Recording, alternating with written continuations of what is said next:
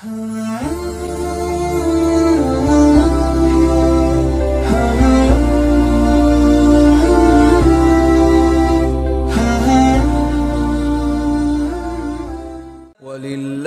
عَلَى النَّاسِ حِجُّ الْبَيْتِ مَنِ اسْتَطَاعَ إِلَيْهِ سَبِيلًا وَمَنْ كَفَرَ فَإِنَّ اللَّهَ غَنِيٌّ عَنِ الْعَالَمِينَ.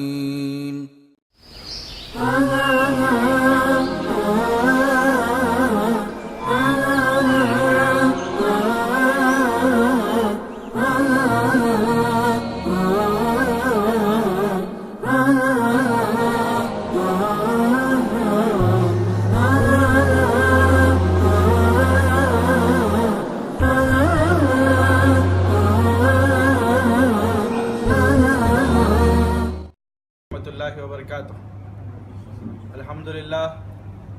الحمد لله نحمده ونستعينه ونؤمن به ونتوكل عليه ونعوذ بالله من شرور أنفسنا ومن سيئات أعمالنا من يهده الله فلا مضل له ومن يضلل فلا هادي له وأشهد أن لا إله إلا الله وحده لا شريك له وأشهد أن محمدا عبده ورسوله أرسله بالحق بشيرا ونذيرا.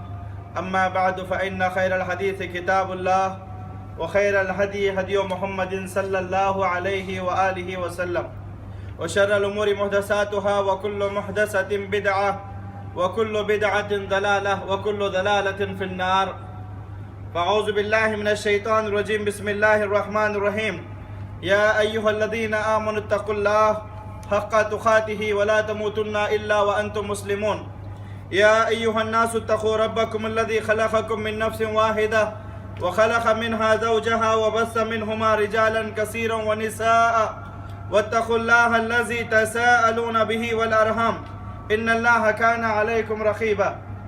يا أيها الذين آمنوا اتقوا الله وقولوا قولا سديدا يصلح لكم أعمالكم ويغفر لكم ذنوبكم ومن يطع الله ورسوله فقد فاز فوزا عظيما. عزیز ساتھیوں، نوجوان دوستوں، بزرگوں اور بھائیوں اور امت کے نونہال بچوں، تمام قسم کی تعریف، بڑائی، عظمت و کبریائی اس اللہ وحدہ لا شریک کے لیے ہے جو ہم سب کا خالق اور مالک ہے، مربی اور مدبر ہے. بعدہ صلاۃ والسلام کا نزول ہو تمام انبیاء پر، خصوصاً اس ذات مقدسہ مطہرہ مبرکہ پر جن کا نامی اسم گرامی جناب عربی شفیع المذنبین خاتم المرسلین محمد الرسول اللہ صلی اللہ علیہ وآلہ وسلم ہے. عزیز ساتھیوں، آپ کو اس بات کا علم ہے کہ یہ مہینہ ذوالقعدہ کا مہینہ ہے اور ذوالقعدہ کے آخری ایام ہیں. ذی الحج کا مہینہ شروع ہونے والا ہے. ذی الحج کا مہینہ جب شروع ہوتا ہے تو یہ ایام، یہ دن ہمیں ابراہیم علیہ السلام کی قربانیاں اور ان کی آزمائشیں یاد دلا کر کے ہمارے ایمان کو تازہ اور مضبوط کرتا ہے. عزیز ساتھیوں، ابراہیم علیہ السلام کو اللہ تبارک و تعالیٰ نے ہر طرح سے آزمایا. ان کو ان کے وطن کے تعلق سے آزمایا، ان کے ماں باپ کے تعلق سے آزمایا، ان کے بیوی بچوں کے تعلق سے آزمایا، حتیٰ کہ اللہ تبارک و تعالیٰ نے ان کو ان کی جان کے تعلق سے بھی آزمایا. گویا ابراہیم علیہ السلام کی پوری زندگی آزمائشوں میں گزری ہے. لیکن ابراہیم علیہ السلام اللہ تبارک و تعالیٰ کی ہر آزمائش میں پورے اترے، جس کی گواہی خود رب تعالیٰ اپنے کلام پاک میں دے رہا ہے. سورہ بقرہ کی آیت نمبر 124 سے اللہ تعالیٰ فرماتا ہے وَإِذِ ابْتَلَىٰ إِبْرَاهِيمَ رَبُّهُ بِكَلِمَاتٍ فَأَتَمَّهُنَّ. جب ابراہیم علیہ السلام کو ان کے پروردگار نے کچھ باتوں میں آزمایا، فَأَتَمَّهُنَّ، ابراہیم علیہ السلام اللہ تبارک و تعالیٰ کی ہر آزمائش میں مکمل طور پر کامیاب رہے. بدلے کے طور پر اللہ تبارک و تعالیٰ نے انعام کے طور پر بدلے میں انعام کے طور پر اللہ تبارک و تعالیٰ نے فرمایا قال انی جاعلک للناس اماما. اے ابراہیم، ہم تمہیں پوری انسانیت کا امام بناتے ہیں۔ اللہ تبارک و تعالیٰ نے ابراہیم علیہ السلام کو پوری انسانیت کا امام بنایا۔ یہ ابراہیم علیہ السلام کا اعزاز و اکرام تھا کہ اللہ تبارک و تعالیٰ قیامت کی صبح تک پیدا ہونے والے، قیامت کی صبح تک آنے والی ساری انسانیت کے ابراہیم علیہ السلام امام بنائے گئے۔ اور امام جب بنے، امام ہوئے، تو آپ کی امامت کی نشانی بھی اللہ تبارک و تعالیٰ نے ظاہر کر دی۔ اللہ تبارک و تعالیٰ نے ابراہیم علیہ السلام کو حکم دیا کہ وہ مکہ جائیں، اور مکہ جا کر کے اپنی امامت کی نشانی کعبۃ اللہ کی تعمیر فرمائیں۔ ابراہیم علیہ السلام 2 مرتبہ مکہ آئے اور گئے، لیکن بیٹے اسماعیل علیہ السلام سے ملاقات نہ ہو سکی، اور اسی دوران حضرت ہاجرہ علیہ السلام کا بھی انتقال ہو گیا۔ جب تیسری مرتبہ آئے تو دیکھا اسماعیل علیہ السلام جہاں پر آج خانہ کعبہ موجود ہے، وہ اس کی ابھری ہوئی جگہ پر بیٹھے ہوئے ہیں، کچھ تیر بنا رہے تھے۔ جیسے ہی باپ اپنے والد ابراہیم علیہ السلام کو اسماعیل علیہ السلام نے دیکھا، مارے خوشی کے سینے سے لپٹ گئے، بڑے ہی والہانہ انداز میں آپ کا استقبال کیا، اور ابراہیم علیہ السلام نے بھی اپنے لخت جگر، اپنے نور نظر، اپنے کلیجے کے ٹکڑے ہیں اسماعیل علیہ السلام سے اسی انداز میں ملاقات کیا جیسے ایک مشفق، ایک مہربان، ایک نرم دل باپ اپنے مطیع اور فرما بردار بیٹے سے ملاقات کرتا ہے۔ بیٹے کو اپنے سینے سے لگایا اور فرمایا، اے میرے بچے، اللہ تبارک و تعالیٰ نے مجھے حکم دیا ہے کہ میں یہاں اس جگہ پر اس کے گھر خانہ کعبہ کو تعمیر کروں، خانہ کعبہ کو آباد کروں۔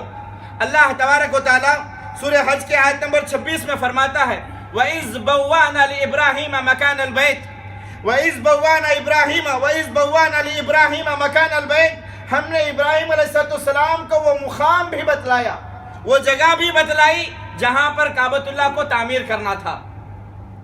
اسماعیل علیہ السلام نے رضامندی کا اظہار کیا، اطاعت و فرما برداری کا اظہار کرتے ہوئے حضرت اسماعیل علیہ السلام قریب کی پہاڑیوں سے پتھر کاٹ کر کے لاتے، اور حضرت ابراہیم علیہ السلام کعبۃ اللہ کی تعمیر کرتے جاتے تھے، اور دونوں اپنے زبان مبارک سے یہ پڑھتے جاتے تھے، وَإِذْ يَرْفَعُ إِبْرَاهِيمَ الْقَوَاعِدَ مِنَ الْبَيْتِ إِسْمَاعِيلَ وَإِذْ يَرْفَعُ إِبْرَاهِيمَ الْقَوَاعِدَ مِنَ الْبَيْتِ وَإِسْمَاعِيلَ رَبَّنَا تَقَبَّلْ مِنَّا إِنَّكَ أَنْتَ السَّمِيعُ الْعَلِيمُ۔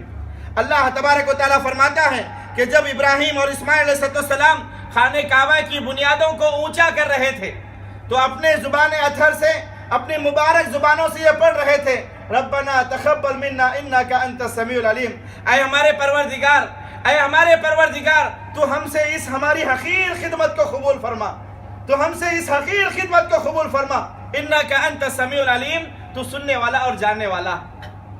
عزیز ساتھیو، غور کرنے کی بات ہے، اللہ کے سب سے نیک بندے ہیں، وقت کے بڑے پیغمبر ہیں، باپ بھی نبی، بیٹا بھی نبی، اور اللہ تبارک و تعالیٰ کے حکم کی تعمیل کر رہے ہیں، اللہ تبارک و تعالیٰ کے حکم کی تعمیل کر رہے ہیں، سب کچھ موجود ہے، اس کے باوجود بھی اللہ تبارک و تعالیٰ کے سامنے رو رہے ہیں، گڑ گڑا کر اللہ سے دعا کر رہے ہیں، ربنا تقبل منا انک انت السمیع العلیم۔ اے اللہ، تو ہماری اس حقیر خدمت کو قبول فرما، تو سننے والا اور جاننے والا ہے۔ عزیز ساتھیوں، اس کے بعد حضرت ابراہیم علیہ السلام نے دعا کیا، ربنا وجعلنا مسلمین لک ومن ذریتنا امة مسلمة لک وَأَرِينَا مَنَاسِكَنَا وَتُوبْ عَلَيْنَا إِنَّكَ أَنْتَ التَّوَّابُ الرَّحِيمُ۔ اے اللہ، تو ہمیں تیرا مطیع اور فرما بردار بنا، تو ہم دونوں کو تیرا مطیع اور فرما بردار بنا، اور ہم میں سے اور ہماری نسل میں سے ایسی قوم کو پیدا فرما جو تیرے مطیع ہو، تیرے فرما بردار ہو، تیرے اطاعت گزار ہو۔ وَأَرِينَا مَنَاسِكَنَا، اور اے اللہ، تو ہمیں ہمارا حج کا طریقہ سکھا، وَتُوبْ عَلَيْنَا إِنَّكَ أَنْتَ التَّوَّابُ الرَّحِيمُ۔ اس کے بعد ابراہیم علیہ السلام نے میرے اور آپ کے آقا جناب عربی محمد رسول اللہ صلی اللہ علیہ وسلم کے لیے بھی دعا مانگی۔ ابراہیم علیہ السلام نے اللہ کے رسول محمد رسول اللہ صلی اللہ علیہ وسلم کے لیے بھی دعا مانگا۔ آپ فرماتے ہیں، ربنا وابعث فیہم رسولا منہم، اے اللہ، تو انہی میں سے ایک ایسے رسول کو بھیج، یتلو علیہم آیاتک، جو ان پر تیری آیتوں کو تلاوت کرے، وَيُعَلِّمُوهُمُ الْكِتَابَ وَالْحِکْمَةَ، اور انہیں کتاب و حکمت کی تعلیم دے، وَيُزَكِّيهِمْ، اور ان کا تزکیہ فرمائے، اِنَّكَ أَنْتَ الْعَزِيزُ الْحَكِيمُ، اور اے اللہ، تو بہت ہی زبردست ہے اور زبردست حکمت والا ہے۔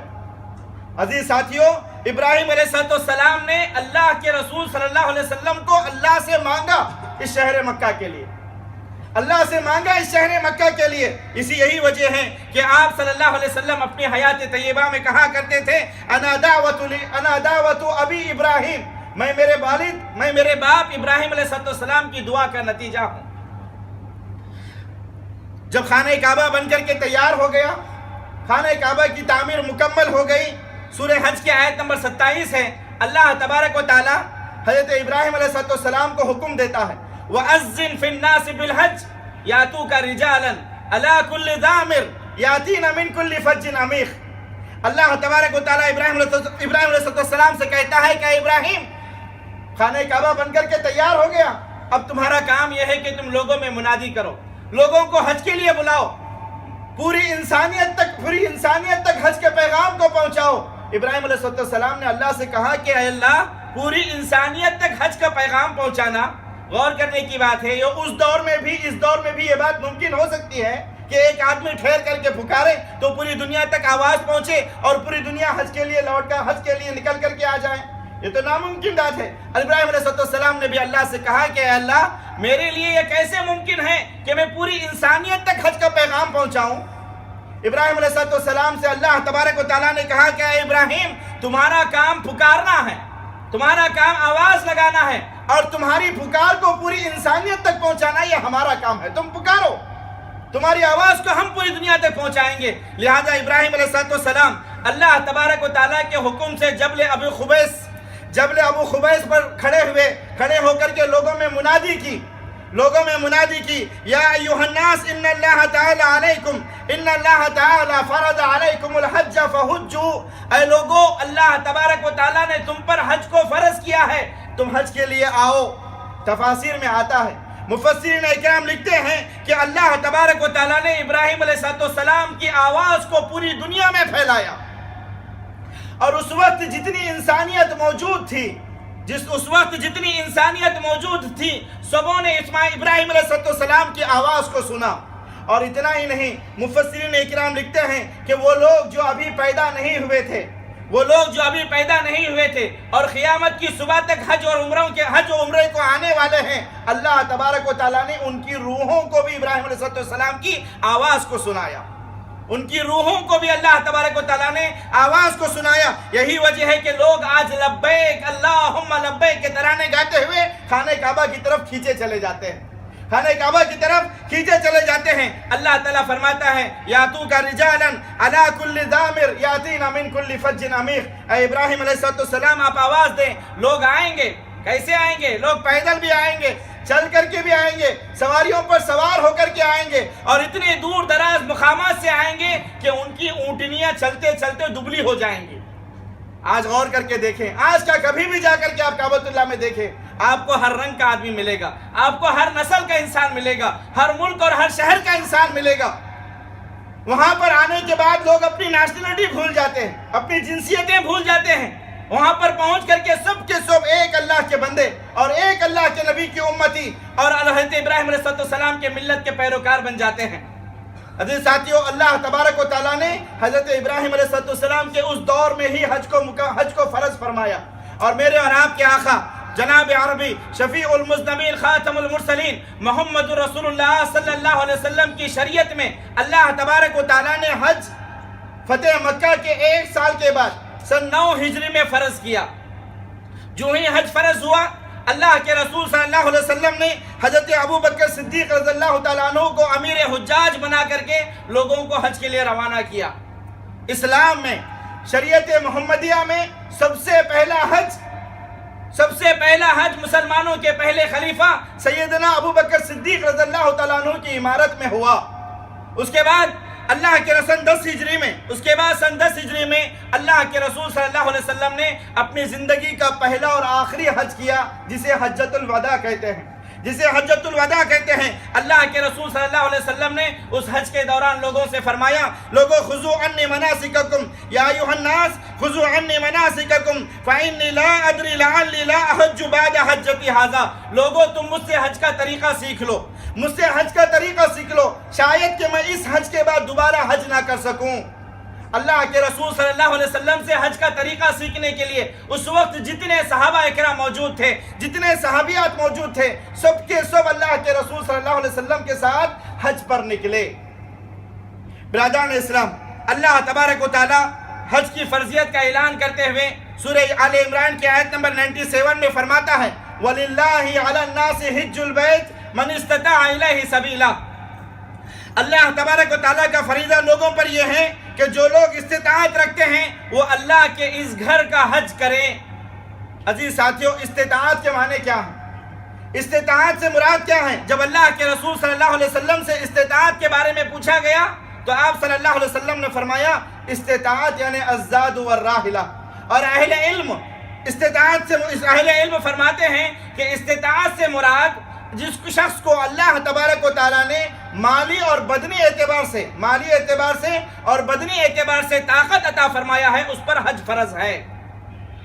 مالی اعتبار سے یعنی کسی کے پاس اتنا مال ہو کہ وہ سفر کے اخراجات کو بآسانی اٹھا سکتا ہو، اور اس کے بعد اور اس دوران وہ اپنے بیوی بچوں کے پاس اتنا مال چھوڑ کر کے جائیں کہ حج سے اس کے واپس آنے تک اس کے بیوی بچے کسی کے محتاج نہ رہیں، اتنا اگر مال اس کے پاس موجود ہے تو ایسے شخص پر حج فرض ہے۔ اور بدنی اعتبار سے یعنی اللہ تبارک و تعالیٰ نے انسان کے جسم میں اتنی طاقت عطا فرمائی ہو کہ وہ سفر کی صعوبتوں کو برداشت کر سکتا ہو، اور مناسک حج جو حج کے ارکان ہیں ان کو بآسانی ادا کر سکتا ہو، تو اگر وہ مالی اور بدنی اعتبار سے استطاعت رکھتا ہے تو اللہ تبارک و تعالیٰ نے ایسے شخص پر حج کو فرض کیا ہے۔ اسی طریقے سے سورہ بقرہ کی آیت نمبر 196 میں اللہ تعالیٰ فرماتا ہے وَأَتِمُّ الْحَجَّ وَالْعُمْرَةَ لِلَّهِ، لوگوں تم حج اور عمرے کو اللہ کے لیے پورا کرو، حج اور عمرہ اللہ کے لیے پورا کرو۔ اس آیت کی تفسیر میں اہل علم فرماتے ہیں کہ جس طریقے سے مسلمان پر زندگی میں ایک مرتبہ یعنی جس کو طاقت اللہ نے بخشا ہے، قابل استطاعت شخص پر اللہ تبارک و تعالیٰ نے زندگی میں ایک مرتبہ حج فرض کیا ہے، ایسے ہی استطاعت رکھنے والے پر زندگی میں ایک مرتبہ عمرہ بھی فرض ہے۔ عزیز ساتھیوں، اللہ کے رسول جناب محمد رسول اللہ صلی اللہ علیہ وسلم نے حج کے بڑے فضائل بیان کیے ہیں، ان میں سے کچھ کو میں آپ کے سامنے بیان کرنا چاہوں گا، غور کریں۔ مسلم شریف کی حدیث ہے، پیارے رسول صلی اللہ علیہ وسلم فرماتے ہیں ان الاسلام یہدم ما کان قبلہ، لوگوں اسلام قبول کرنے سے جتنے پچھلے گناہ ہیں سارے گناہ معاف ہو جاتے ہیں۔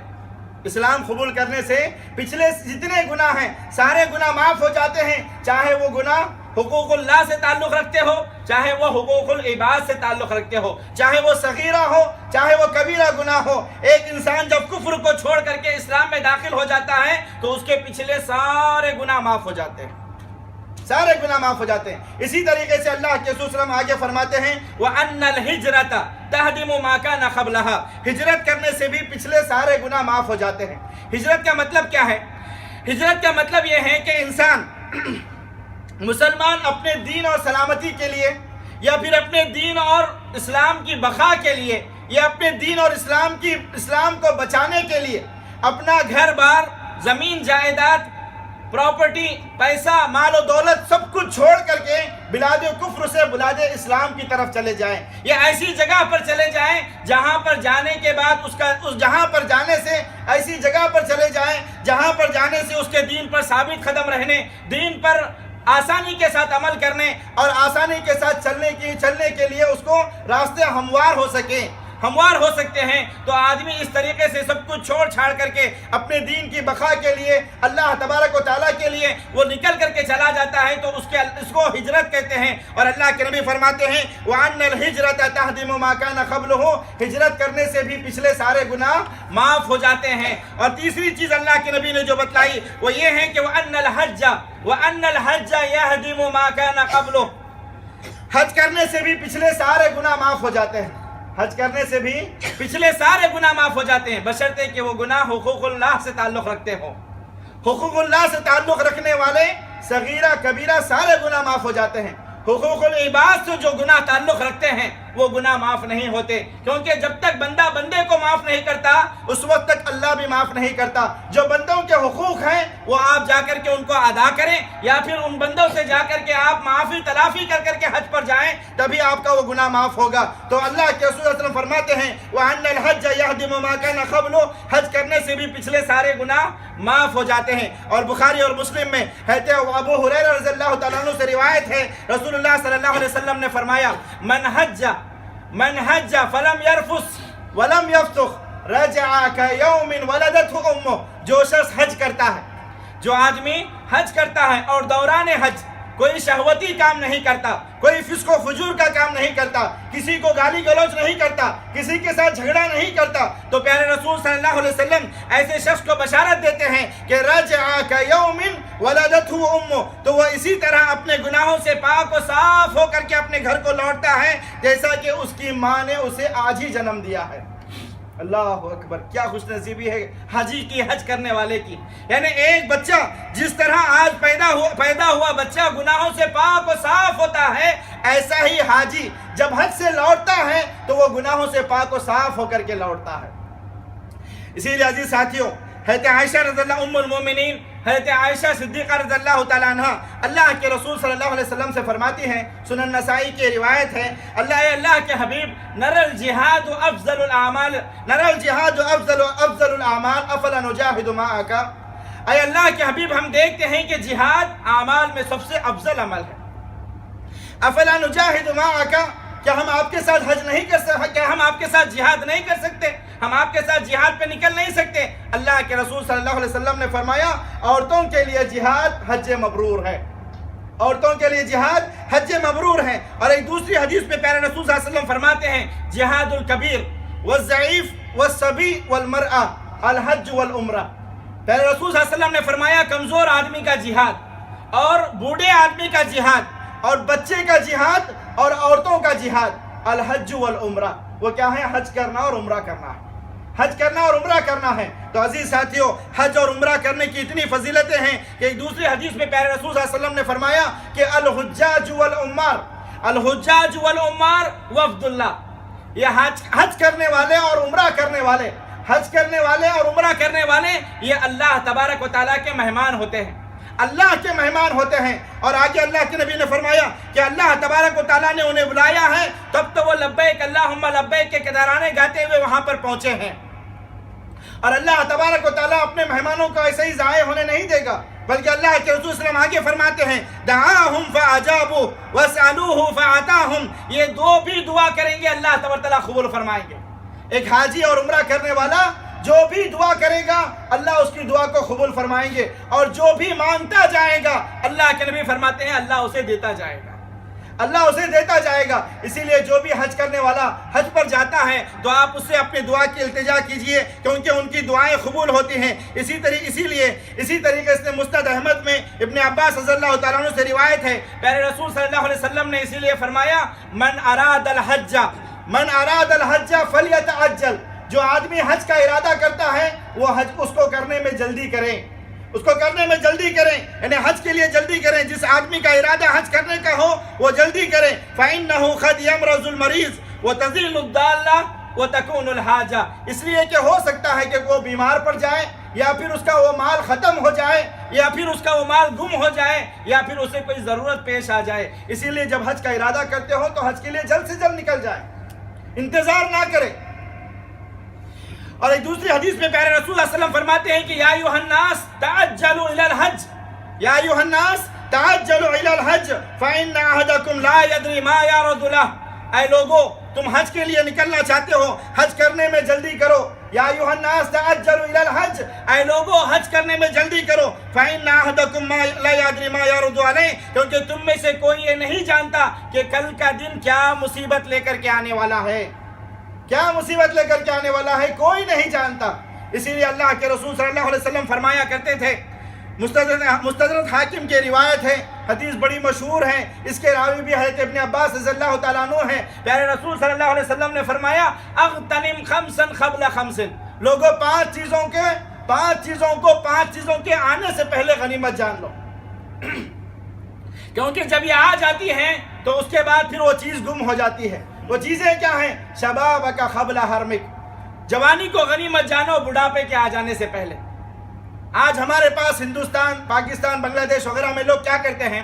حج کرنے کے لیے 80 سال کا انتظار کرتے ہیں، 80 سال کا انتظار کرتے ہیں کہ اتنے بوڑھے ہو جاؤ کہ پھر گناہ کرنے کی طاقت نہ ہو، تب جا کر کے حج کریں گے، تب جا کر کے حج کریں گے۔ کیا کوئی گارنٹی دے سکتا ہے کہ وہ بڑھاپے تک زندہ رہے گا؟ کہ وہ بڑھاپے تک زندہ رہے گا؟ کوئی نہیں دے سکتا۔ اسی لیے اللہ کے نبی فرماتے ہیں شبابک قبل حرمک، تمہاری جوانی کو غنیمت جانو بڑھاپے کے آنے سے پہلے۔ پھر اللہ کے رسول صلی اللہ علیہ وسلم نے فرمایا دوسری چیز کیا ہے؟ وصحتک قبل سقمک، اور صحت کو غنیمت جانو بیماری کے آنے سے پہلے، صحت کو غنیمت جانو بیماری کے آنے سے پہلے۔ وغناک قبل فقرک، اور مالداری کو غنیمت جان لو، مالداری کو غنیمت جانو محتاجی کے آنے سے پہلے۔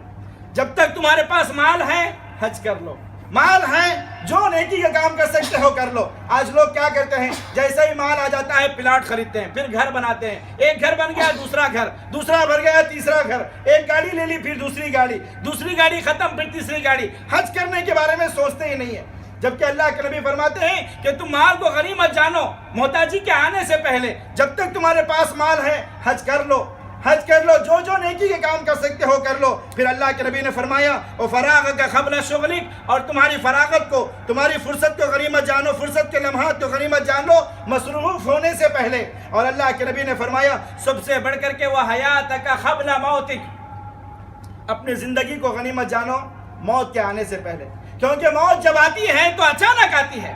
موت فون کر کے نہیں آتی، SMS کر کے نہیں آتی، دروازہ کھٹکھٹا کر کے نہیں آتی، وہ آنے سے پہلے بولتی نہیں کہ میں آ رہی ہوں، بلکہ موت آ جاتی ہے، موت آ جاتی ہے، اور ایسی آتی ہے کہ اچانک آتی ہے، کسی کو پتہ بھی نہیں چلتا۔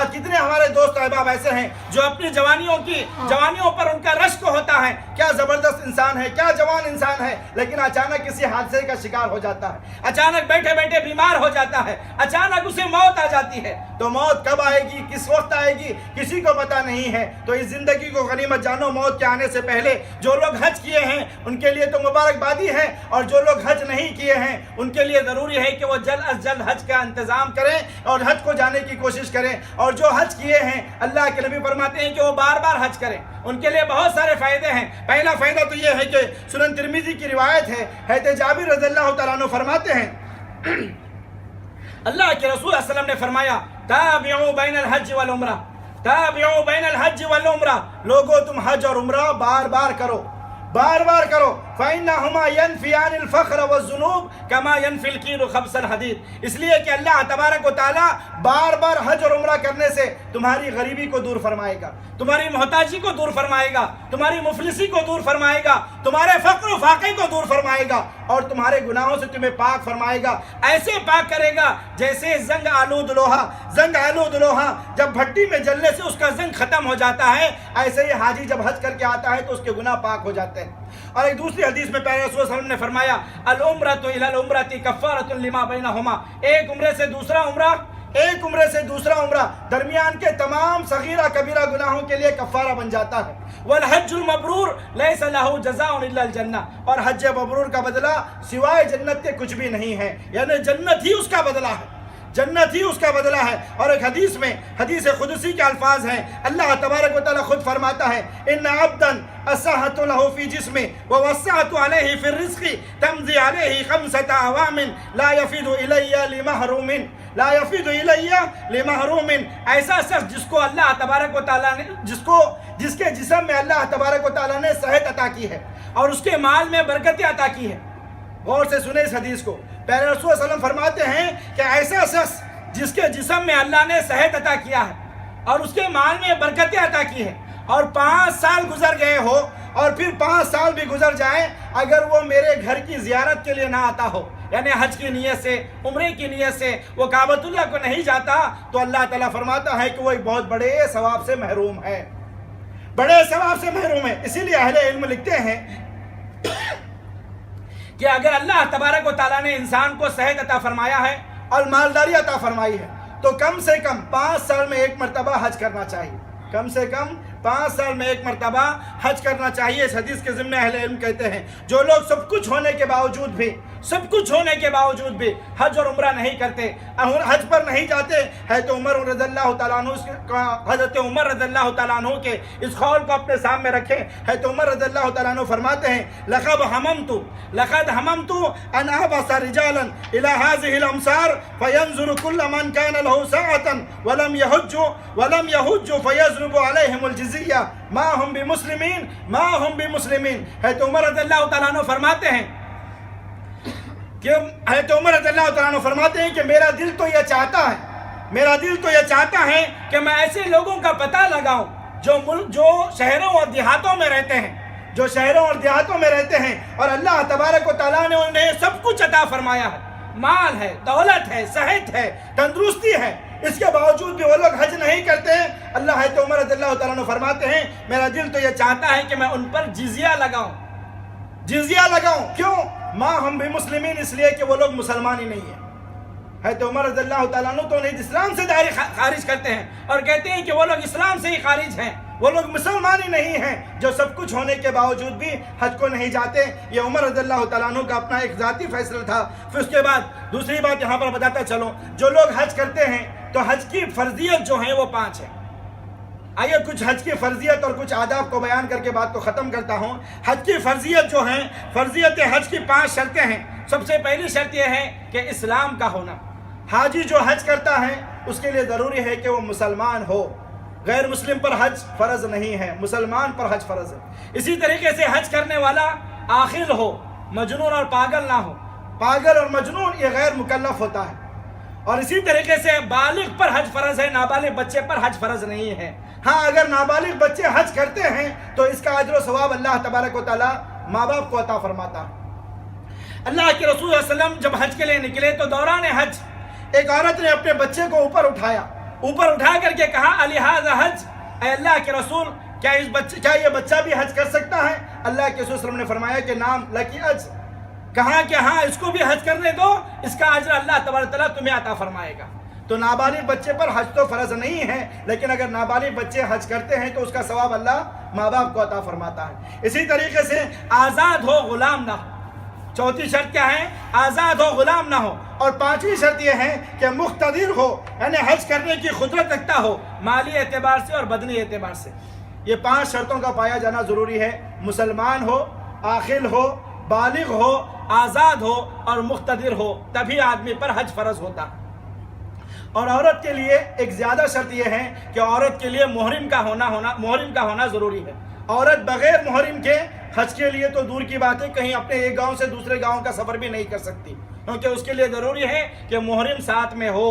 بغیر محرم کے کوئی عورت حج نہیں کر سکتی یا پھر کہیں کا سفر نہیں کر سکتی۔ اسی طریقے سے حج کے آداب میں سے کچھ آداب یہ ہیں کہ حج کے حاجی پر لازم ہے کہ وہ حج اور عمرے کے ذریعے اللہ تبارک و تعالیٰ کی رضا اور اس کا تقرب حاصل کرنے کی نیت رکھیں، یعنی اس کا نیت صاف رکھیں، دل صاف رکھیں، کیونکہ نیت کا اعمال کا دار و مدار اللہ نے نیتوں پر رکھا ہے۔ پیارے رسول صلی اللہ علیہ وسلم فرماتے ہیں انما الاعمال بالنیات، اللہ تبارک و تعالیٰ نے اعمال کا دار و مدار نیتوں پر رکھا۔ آپ کی نیت یہ ہو کہ میرے اس حج سے اللہ راضی ہو، میرے اس حج سے اللہ تبارک و تعالیٰ خوش ہو جائے، میرے اس حج سے میرے گناہ صاف ہو جائے۔ آدمی حج پر جا کر کے اس کی یہ نیت یہ نہ ہو کہ وہاں جا کر کے فوٹویں اتاریں، وہاں جا کر کے ویڈیوز بنائیں اور اس کو فیس بک پر ڈالیں یا واٹس ایپ پر اس کو شیئر کریں یا ٹویٹر پر شیئر کریں۔ آدمی لوگ مجھے حج کرنے والا کہیں یا حج سے واپس آنے کے بعد لوگ مجھے حاجی صاحب بڑھ کر کے پکارے، یہ نیت نہ ہو۔ نیت کیا ہو؟ اللہ تبارک و تعالیٰ کو راضی کرنا مقصود ہو، اللہ تبارک و تعالیٰ کو خوش کرنا مقصود ہو، اللہ تبارک و تعالیٰ کا قرب حاصل کرنا مقصود ہو، کیونکہ ریاکاری اور دکھاوے کا یہ جو عمل ہے اللہ تبارک و تعالیٰ ہرگز نہیں پسند فرماتا۔ بسا اوقات اس کے لیے آپ کے لیے یہی عمل، آپ کا یہ عمل آپ کے لیے وبال جان بھی بن سکتا ہے۔ اللہ کے نبی فرماتے ہیں اللہ تبارک و تعالیٰ سب سے پہلے جس آدمی کو جہنم میں داخل کرے گا وہ دکھاوا کرنے والا ہوگا، اسی طریقے سے دوسرا یہ ہے کہ حج کے جو اخراجات ہیں وہ اپنے حلال کمائی سے ہو، حج کے جو اخراجات ہیں وہ اپنے حلال کمائی سے ہو، کیونکہ اللہ کے رسول صلی اللہ علیہ وسلم فرماتے ہیں ان اللہ طیب لا يقبل الا طیبا، اللہ پاک ہے اور وہ پاکی کو پسند کرتا ہے، ناپاکی کو نہیں پسند کرتا۔ اور اللہ تعالیٰ خود قرآن مجید میں فرماتا ہے یا ایھا الذین آمنوا کلوا مما فی الارض حلالا طیبا ولا تتبعوا خطوات الشیطان، اے لوگو تم حلال رزق کھاؤ، حلال رزق پیو، حلال کام کرو، اور حلال کام سے، حلال پیسوں سے آپ حج کے لیے جائیں، حرام پیسوں سے حج کے لیے نہ جائیں۔ اسی طریقے سے اللہ کے رسول صلی اللہ علیہ وسلم فرماتے ہیں جو آدمی حرام پیسوں سے حج کے لیے جاتا ہے اور وہ جب لبیک اللہم لبیک کہتا ہے تو فرشتہ اس کے جواب میں کیا کہتا ہے؟ لا لبیک ولا صادق، نہ تیرا لبیک قبول ہے نہ تیرا حج قبول ہے، نہ تیرا حج قبول ہے۔ اسی لیے حاجی جو حج کے لیے جاتے ہیں وہ اپنی حلال کمائی سے حج کریں۔ اسی طریقے سے آدمی حج پہ جانے سے پہلے تمام صغیرہ کبیرہ گناہوں سے سچی توبہ کر کر کے جائیں، اور اگر کسی پر اس نے کوئی ظلم کیا ہے، تو اس سے جا کر کے معافی مانگ لے۔ کسی کا دل دکھایا ہے تو وہاں جا کے اس سے آدمی سے جا کر کے معافی مانگ لے۔ کسی کا پیسہ ہڑپ کیا ہے تو اس کو واپس کر دے۔ کسی سے قرضہ لیا ہے تو وہ اس کو واپس کر دے۔ اگر قرضہ واپس نہیں کر سکتا تو کسی کو وصیت کر دے۔ اگر کوئی حقوق باقی ہے تو وہ حقوق ادا کر کر کے جانے کی کوشش کریں۔ اگر ادا کر کے نہیں جا سکتا تو اس کی وصیت کر کر کے جائیں۔ یہ سارے حج کے آداب میں سے ہے۔ اسی طریقے سے اپنے حج کے لیے آدمی نیک دوست اور نیک رفیق کا تلاش کریں، نیک دوست کو تلاش کریں۔ سمجھے سفر لمبا ہے، 30-40 دن وہاں پر رہنا ہوتا ہے، 15-16 دن وہاں پر رہنا ہوتا ہے، تو اچھے دوست کا انتخاب کریں۔ حج کے لیے ہی نہیں، آدمی کے لیے ضروری ہے کہ وہ ہمیشہ اچھے دوست کا انتخاب کرے۔ یہاں تک کہ اللہ کے رسول صلی اللہ علیہ وسلم دوست کے انتخاب کرنے کے تعلق سے فرماتے ہیں کہ لا یصحبک الا مومن، تمہارا دوست صرف مومن ہی ہو۔ مومن آدمی کو اپنا دوست بنائے، کافر کو نہ بنائے، فاسق کو نہ بنائے، فاجر کو نہ بنائے، دھوکے باز کو نہ بنائے، بلکہ اللہ کے نبی فرماتے ہیں لا یصحبک الا مومن، تمہارا دوست مومن ہونا چاہیے۔ ولا یاکل طعامک الا تقی، اور تمہارا کھانا متقی آدمی ہی کھائے۔ متقی آدمی اللہ سے ڈرنے والا ہی تمہارا کھانا کھائے، تمہارا مال کھائے، کیونکہ جب تک متقی آدمی تمہارا کھایا ہوا مال سے عبادت کرے گا، اللہ اس کا اجر آپ کو بھی عطا فرمائے گا۔ اسی طریقے سے حج کرنے والا حج پہ جانے سے پہلے قرآن و حدیث کی روشنی میں حج اور عمرہ کا طریقہ سیکھ کر کے جائیں۔ ایسا نہیں ہے کہ بھئی چلو لوگ جا رہے ہیں میں بھی ان کے پیچھے جاؤں گا، میں بھی طواف کر لوں گا، میں بھی وہ جیسے کر رہے ہیں میں بھی کر لوں گا، ایسا سوچ کر کے نہ جائیں، بلکہ حج کو جانے سے پہلے حج اور عمرے کا طریقہ سیکھ کر کے جائیں، کیونکہ اللہ کے رسول نے فرمایا خذوا عنی مناسککم، لوگوں تم مجھ سے حج کا طریقہ سیکھ لو، حج کا طریقہ سیکھ لو۔ اور حج کا طریقہ سیکھ کر کے جانا یہ سب کے لیے ضروری ہے، ہر حاجی کے لیے ضروری ہے۔ ایسے ہی بہت سارے کچھ اور بھی آداب ہیں، لیکن میں اللہ سے دعا کرتا ہوں کہ اللہ تبارک و تعالی ہم سب کو حج کرنے کی توفیق عطا فرمائے۔ جو لوگ حج کیے ہیں اللہ تو نے حج مبرور اور حج مقبول عطا فرما، جو لوگ حج نہیں کیے ہیں اللہ تو نے انہیں مالی اور بدنی اعتبار سے انہیں طاقت عطا فرما کہ وہ حج کے اس فریضے کو انجام دے سکیں، انہیں حج کرنے کی توفیق عطا فرما۔ اللہ جب تک ہمیں دنیا کے اندر رکھ، تیرے ایمان اور اسلام کی حالت پر ہمیں زندہ رکھ، جو وفات بھی عطا فرما تو ایمان اور اسلام کی حالت پر وفات عطا فرما، اور زبانوں سے کلمہ لا الہ الا اللہ محمد رسول اللہ صلی اللہ علیہ وسلم عطا فرما۔ اقول قولی ھذا واستغفر اللہ لی ولکم ولسائر المسلمین من کل ذنب فاستغفروا واتوبوا الیہ انہ هو الغفور الرحیم۔